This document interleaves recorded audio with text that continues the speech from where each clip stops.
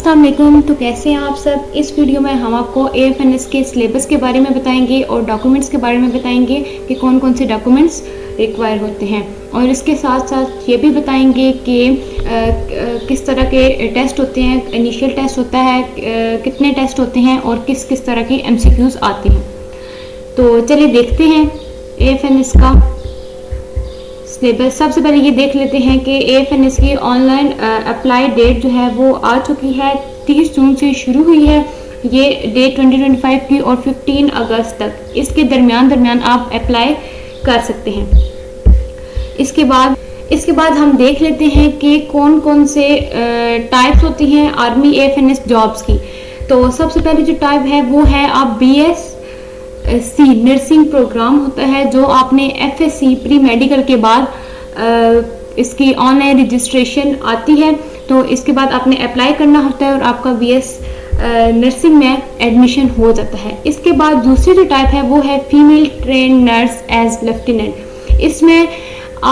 इसमें ये होता है कि कैंडिडेट ने BS नर्सिंग की भी होती है, 4 साल BS नर्सिंग की भी होती है, और इसके बाद वो आर्मी में अप्लाई करना चाहती है AFNS की रजिस्ट्रेशन के through, AFN nurse as lieutenant. तो इसके बाद एलिजिबिलिटी क्राइटेरिया देख लेते हैं।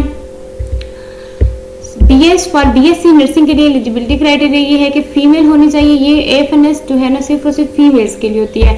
फीमेल होनी चाहिए। जो स्टेटस है वो अनमैरिड, विडो या डिवोर्स विदाउट इनकम्बरेंसेस। नेशनैलिटी जो है, नेशनैलिटी पाकिस्तानी नेशनैलिटी होनी चाहिए, आज़ाद जम्मू कश्मीर की या गिलगित बल्तिस्तान के। और इसके बाद एज है 17 to 25। BSc नर्सिंग के लिए जो एज है वो है 17 to 25 ईयर्स होनी चाहिए। इसके बाद है टाइम ऑफ रजिस्ट्रेशन जब आपने करवानी है तो उसमें आपकी एज होनी चाहिए 17 से 25। अब ऐसा भी हो सकता है कि कुछ लोग हैं जो 25 साल के हैं, 25 साल की हो चुकी है कोई फीमेल, तो उन्होंने रजिस्ट्रेशन करवानी है और इसके बाद BSc नर्सिंग करनी है, तो वो भी एलिजिबल है इसके लिए। बस शर्त यह है कि जिस टाइम पे आपकी रजिस्ट्रेशन हो उस टाइम आपकी एज 17 से 25 के दरमियान होनी चाहिए। इसके बाद है एजुकेशन। आपकी FSc कंप्लीट होनी चाहिए प्री मेडिकल एटलीस्ट 50% मार्क्स के साथ। इसके बाद फॉर फीमेल ट्रेन नर्स का देख लेते हैं। ये भी जेंडर इनका फीमेल होना चाहिए, ये मैरिड या अनमैरिड दोनों हो सकती हैं। इसके बाद नेशनैलिटी पाकिस्तानी होनी चाहिए, और जो एज है वो है अप टू 28 ईयर्स के दरमियान वो अप्लाई कर सकती हैं for female train nurse. Education होनी चाहिए वो नर्सिंग डिप्लोमा होनी चाहिए एंड मिडवाइफरी ये चीज़ होनी चाहिए, या BSc जेनेरिक नर्सिंग। 4 साल की जो अब BSc आई है उसको कहते हैं BSc जेनेरिक नर्सिंग। और पोस्ट RNN जो नर्सिंग डिप्लोमा के बाद जो 2 साल पोस्ट RN का डिप्लोमा होता है वो होना चाहिए। इसके बाद है हम देखते हैं कि इसका सिलेबस देख लेते हैं कि AFNS का जो सबसे पहले हम आपका फिजिकल स्टैंडर्ड देख लेते हैं कि जो कौन कौन से लोग एलिजिबल हैं इसके लिए। तो मिनिमम हाइट जो मेडिकल के लिए जो लोग एलिजिबल होते हैं वो इनकी जो हाइट है 5 फीट और 152.4 सेंटीमीटर होनी चाहिए, और इसका वेट एज पर बॉडी मास इंडेक्स होना चाहिए। इसके बाद है डॉक्यूमेंट्स। इसमें देखते हैं कि डॉक्यूमेंट्स कौन से रिक्वायर होते हैं। सर्टिफिकेट मैट्रिक का रिक्वायर होता है। इसके बाद FSc प्री मेडिकल का सर्टिफिकेट रिक्वायर होता है। अगर आपने अभी अप्लाई करना है तो अभी सेकेंड ईयर का रिजल्ट भी नहीं आया होगा, तो डेफिनेटली सर्टिफिकेट भी नहीं आया होगा, तो आप फर्स्ट ईयर के रिजल्ट कार्ड की बेस पे अप्लाई कर सकते हैं, original result card first year का। इसके बाद जो है ये उन लोगों के लिए है जिन्होंने फॉर फीमेल ट्रेन नर्स के लिए अप्लाई करना है। नर्सिंग डिप्लोमा होना चाहिए और BSc नर्सिंग डिग्री होनी। ये उन जो लोग अभी अप्लाई कर रहे हैं FSc के बाद उनके लिए ये नहीं है। इसके बाद है रजिस्ट्रेशन सर्टिफिकेट से पंजाब नर्सिंग काउंसिल का रजिस्ट्रेशन सर्टिफिकेट होना चाहिए आपके पास। CNAC जिनकी एज 18 ईयर्स है उनका CNAC होना चाहिए, और नहीं तो फॉर्म बेस चल जाएगा।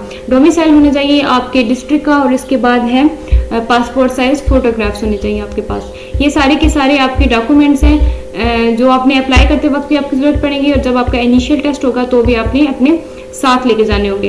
इसके बाद देख लेते हैं कि टेस्ट किस तरह के होते हैं। सबसे पहले आपकी सिलेक्शन किस तरह से होती है। सबसे पहले आपने ऑनलाइन रजिस्ट्रेशन करनी होती है। Candidate must registered through the Pakistan army official website, आपने ऑनलाइन ही अप्लाई करना होता है। इसके बाद आपके टेस्ट होते हैं जिसमें सबसे पहले इनिशियल टेस्ट होता है आपका रिटन, और जब वो उसी दिन ही वो आपको साथ साथ पता चल जाता है कि आपका क्लियर हुआ है या नहीं हुआ, आपका कंप्यूटर पे टेस्ट होता है और इसके साथ ही उसी दिन आपका इनिशियल मेडिकल भी हो जाता है। इसके बाद ISSB टेस्ट ये उन लोगों के लिए है जिन्होंने BSc नर्सिंग पहले की हुई है, जो नर्सिंग करने के बाद आर्मी को ज्वाइन करना चाहते हैं as a AFNS lieutenant officer. तो इंटरव्यू और फाइनल मेडिकल एग्जामिनेशन ये आपकी जब आपका फर्स्ट इनिशियल टेस्ट क्लियर हो जाता है उसके बाद आपको डेट दी जाती है कि आपने कब इंटरव्यू के लिए आना है और फाइनल मेडिकल एग्जामिनेशन के लिए कब आना है। तो वो CMH में जो आपने सेलेक्ट किया होता है उसी में आपका नेम आता है, उसी CMH में आपने जाना होता है। इसके बाद है फाइनल सिलेक्शन। फाइनल सिलेक्शन जो है आपका टेस्ट हो जाता है फाइनल मेडिकल और फाइनल इंटरव्यू भी हो जाता है। इसके बाद आपको कॉल्स आती हैं और जो सिलेक्ट हुए होते हैं उनको कॉल्स आती हैं, और जिनको कॉल्स आती हैं उनका मतलब फाइनल सिलेक्शन हो चुका है, और जिनको कॉल नहीं आती मतलब उनका नहीं हुआ। इसके बाद है आपने हाउ टू अप्लाई, आपने अप्लाई कैसे करना है AFNS की जॉब के लिए। तो आपने ज्वाइन पाक आर्मी वेबसाइट ये आपने लिखना है इधर गूगल क्रोम पे। तो इसके बाद आपकी रजिस्ट्रेशन AFNS 2025 रजिस्ट्रेशन की वेबसाइट आ जाएगी, आपने उसको ओपन करना है और इसके बाद आपने रजिस्ट्रेशन अपनी करवा देनी है। इसके बाद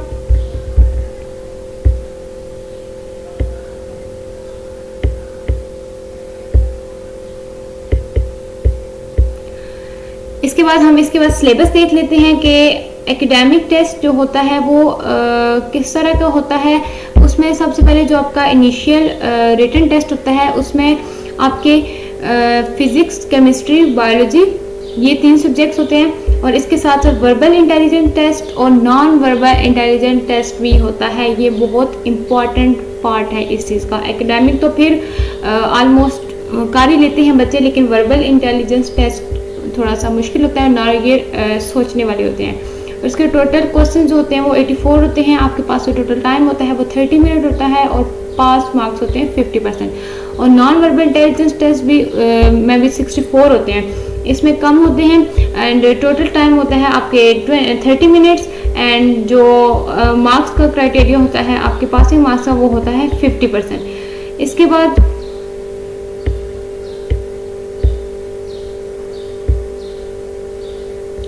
इसके बाद आपका सिलेबस देख लेते हैं। Test syllabus for AFNS BSc nursing.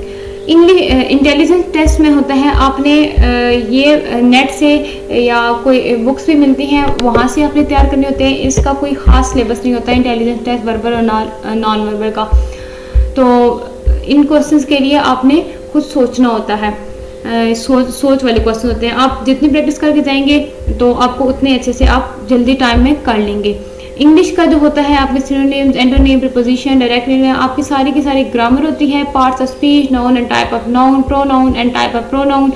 इसके बाद है verb and type of verb, adjective and type. ये बेसिक सारी ग्रामर होती है, लेकिन उन्होंने मुश्किल भी कंफ्यूजिंग क्वेश्चंस भी दिए हुए होते हैं ग्रामर के लिहाज से। आपने मैक्सिमम इनकी प्रैक्टिस करनी है, तभी आपके सारे ईडियम्स होती हैं, पंचुएशन होती है, फिलिंग द ब्लैंक्स होती है, grammar, spellings and verbal non verbal aspect of language, ये सारे इसका इंग्लिश का सिलेबस है। इसके बाद बायोलॉजी है। बायोलॉजी के टॉपिक है living and non living organism. आपके जो एकेडमिक पोर्शन आता है ये इंग्लिश, बायोलॉजी, फिजिक्स, केमिस्ट्री, ये जो है स्पेशली बायोलॉजी, फिजिक्स, केमिस्ट्री ये जो है आपके FSC के सिलेबस के अंदर से ही आता है ऑलमोस्ट। तो cell structure and function part, plant physiology, animal physiology, reproduction in plants and animal, cell structure and function आपका फर्स्ट ईयर का चैप्टर है। प्लांट फिजियोलॉजी, एनिमल ये भी आपके फर्स्ट ईयर के चैप्टर्स हैं। रिप्रोडक्शन सेकंड ईयर का चैप्टर है। रिप्रोडक्शन इन प्लांट जो है फर्स्ट ईयर का चैप्टर है, और एनिमल का सेकंड ईयर का चैप्टर है। इसके बाद जेनेटिक बेसिक ऑफ इनहेरिटेंस ये भी आपकी सेकंड ईयर में चैप्टर है पंजाब टेक्स्ट बुक में। Origin and evolution of life ये भी आपके सेकंड ईयर की बायो की टेक्स्ट बुक में चैप्टर्स हैं। ह्यूमन डिसऑर्डर्स फर्स्ट ईयर में है, न्यूट्रिशन वाले चैप्टर में। चैप्टर नंबर 8 इकोलॉजी ये भी आपका सेकंड ईयर का चैप्टर है। Environment, man and his environment, I think उस चैप्टर का नेम है, एंड इकोसिस्टम्स, ये भी आपका सेकेंड रिजल्ट। इसके बाद फिजिक्स पे चले जाते हैं। Units and measurement first year का पहला chapter, mechanics, heat transfer, vibration and waves, ये भी फर्स्ट ईयर का चैप्टर है। Light and sound, electricity, magnetism and modern physics, ये जो तीनों आखिरी चैप्टर हैं ये जो है सेकेंड ईयर का चैप्टर है और बहुत इंपॉर्टेंट है। और आपके मैथमेटिकल टाइप क्वेश्चन आते हैं फिजिक्स के, एमसीक्यूज जो आते हैं। और केमिस्ट्री, ये एक और बात आपको बताते चलें कि ये जो आपके सारा टेस्ट होता है ये एमसीक्यूज बेस्ड होता है। इसके बाद है focus on the atomic structure, chemical bonding, chemical reaction, state of matter, mixture, solution, solubility, the gas law, element and compound, ये आपको फर्स्ट ईयर सेकंड ईयर की बुक्स में ये सारे चैप्टर मिल जाएंगे। And periodic table, important concept of organic chemistry, second year का chapter है। And water and organic compound in the environment. ये अपने इन एमसीक्यूज की इन चैप्टर की पहले थॉरोली रीडिंग करनी है और इसके बाद आपने स्टडी करना है, एमसीक्यूज की प्रैक्टिस करनी है। तो ये सारा का सारा आपका सिलेबस था। तो इन पार्ट्स को आपने बहुत अच्छे से तैयार करना है। जो आपने फिजिक्स, केमिस्ट्री और बायो के तैयार करने हैं वो तो आपने अपनी टेक्स्ट बुक से ही पढ़ना है और इसके बाद आपने अपनी प्रैक्टिस करनी है। दिस वन, ये आपका एंट्री टेस्ट की 2025 की जो डेट है रजिस्ट्रेशन की 30 जून से 15 अगस्त तक की डेट है।